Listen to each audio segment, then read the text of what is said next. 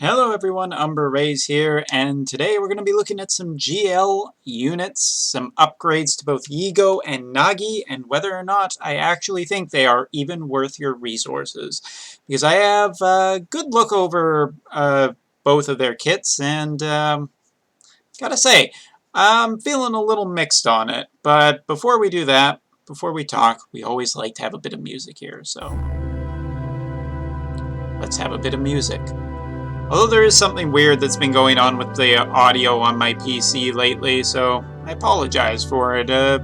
Something to do with an update that has changed it, so when audio starts, it seems to get a little distorted. Not really sure. I gotta see if I can fix that, but it might be just something that is out of my control for now. Anyway, the Nagi and Yego look over. Let's get that nice and big there so we know what we're talking about. And we'll start with Yego. Yego is the easy one to talk about because Yego is interesting in design, especially if Brave Exvius was a different game. The big problem that I have with Yego is that Yego's kit kind of is about status effects, and status effects just don't feel good in Brave Exvius. They never have, and they never will, basically, because basically every difficult trial is immune to them, making you kind of wonder what's the point of even having status effects other than to just affect your characters. I'm not surprised that I wouldn't be surprised if some point in a future update in Brave Exvius they just remove the status effect bar from the bosses because, duh, of course all of the bosses are immune to all of the status effects. Might as well make them not even there anymore. It's a little bit of salt because I just think that the design-wise, the game has had just doesn't really use status effects enough. Status effects are this cool thing that can potentially, make a trial a little bit easier, a little bit harder, depending exactly how it works, but it's still a cool idea, and having a unit that is like a Marlboro Tamer is probably one of the coolest ideas in the Final Fantasy universe, and yet it feels very wasted here.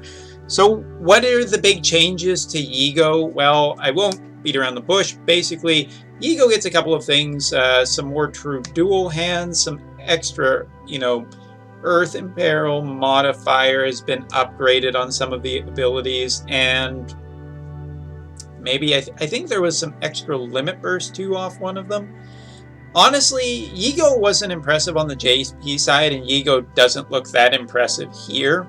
Yego, just even with the modifier increases and I believe the chaining, it's just not really enough because whips are just not that good. Whips in the weapon enhancement grand scale of things, great swords have some really nice stuff, bows have some really nice stuff. Whips don't really fall into that category, it feels like, and they just don't. How to put this nicely? Whip equipment just isn't that.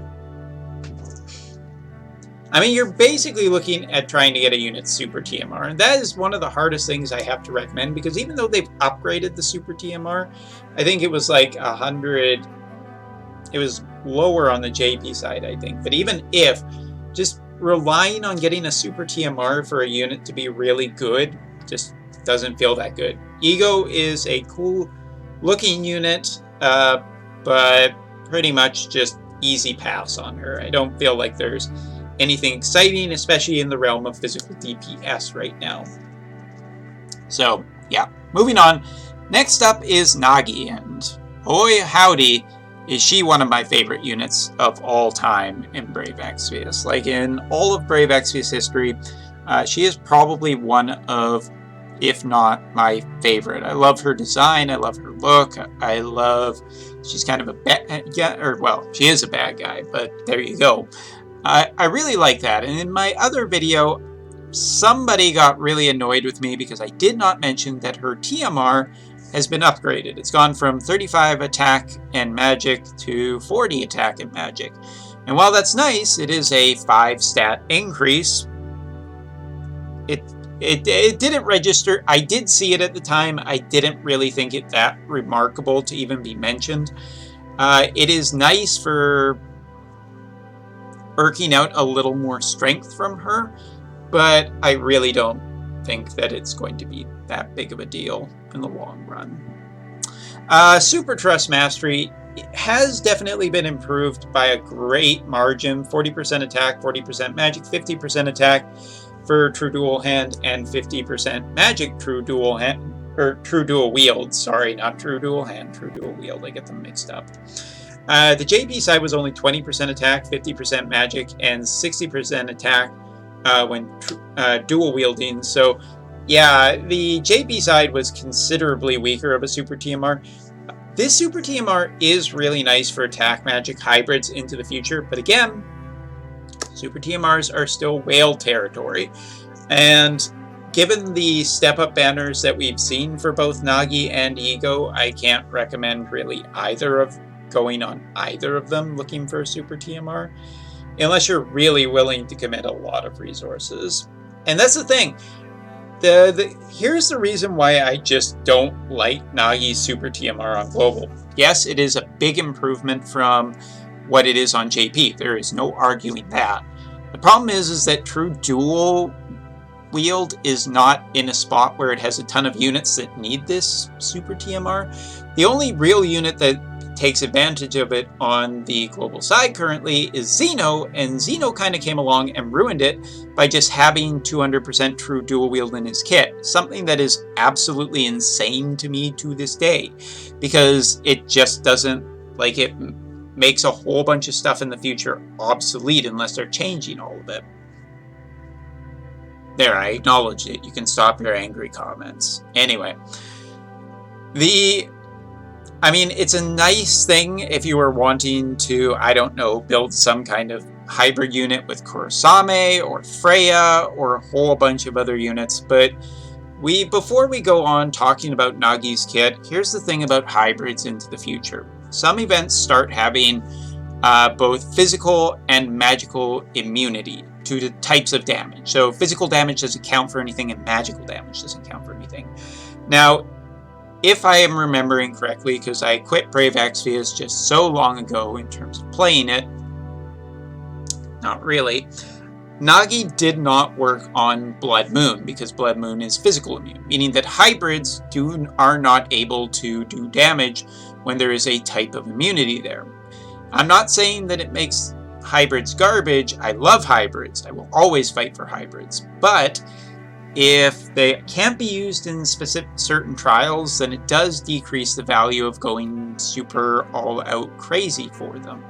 So hybrids like Kurosame as well as Nagi, I love them, but it does decrease their value when they can't be used in certain trials, and that's always been the thing that's held hybrids back.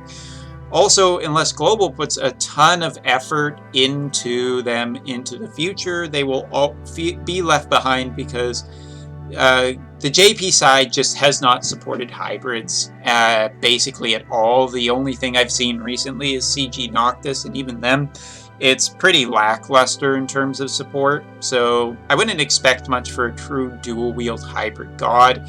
And I mean, sure, if you're a space whale, you probably could get 4 of these Super TMRs and just have the most amazing hybrid ever. Please let me know. I'm curious what it looks like. But yeah, it makes it hard to recommend a hybrid, really all just a ton. Looking at Nagi, she got some improvements, but not the most amount of improvements. Her limit burst remains mainly untouched, as well as looking at her kit. Some of the big things are just some of like her passives and everything's in her kit. Dance of Darkness, Clad in Power. She got more killers, she got more limit burst damage, so that does affect her limit burst. I meant just the basic values, give me a break. And she got some more equipment for attack and magic in her kit. All of these things go a long way to making Nagi better, but she will stand out in terms of hybrids, especially against specific types of enemies, because she does have natural killers in her kit. To humans, demons, and reapers, actually a really good selection of them. And there are a few other things that are kind of not so great in her kit. Her reliance on a fist is not the greatest, because you'd like some hybrid equipment to maybe build her for both. And other than the fist you get from her step up, there isn't just a ton of good options into the future. But equipment isn't the biggest problem she has. She has, a lot of killers in her kit, which will strengthen a ton of her abilities. She has high modifiers on a lot of her abilities. They've given her, good dark and light debuffing of 100% 3 turns off of her Dark Spirits and Brilliance ability, which have higher modifiers than they did on the JP side. Nice. Just nice. Her cooldowns, just to take a quick look at them, remain basically untouched, except for her buff one, which does go up to a 250% attack and magic, as well as debuffing elementals, more for what than her original were on the JP side. But power creep wise, I don't imagine that Nagi damage wise will be able to out damage Xeno or Esther, and that's really the problem with it. But more than anything, there's one thing that's going to hurt Nagi for a long time to come in terms of the true dual wield era, and that would be that Nagi has this small problem of not having the chain damage cap increase that Xeno has. Xeno has it and is the only unit that has it. And that makes just a world of difference in how much damage a hybrid can do. Nagi has really nice modifiers, and I'll be curious to see what her enhancements look on the global side if they've already improved her this much. By then she should get the chain increase, but she'll probably still be outdated versus future damage dealers. So Nagi will be an absolutely solid hybrid unit. I worry a little bit about those who want to go on her and use her in everything, because you just can't if damage immunity is the way I remember it being.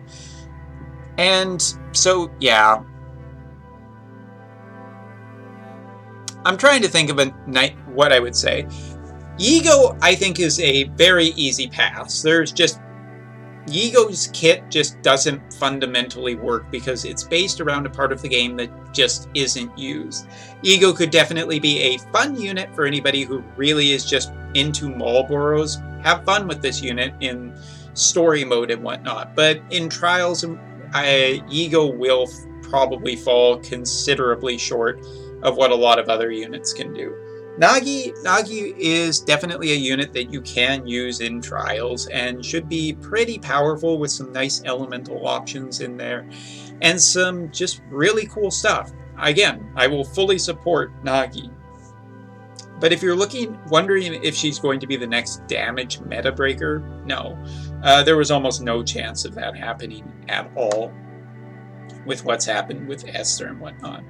She doesn't have the true dual wield chain cap increase, and that will be the biggest thing holding her back, probably until she gets her enhancement on the global side, just like when we had to wait to get that true dual wield chain increase on the JP side with her enhancements.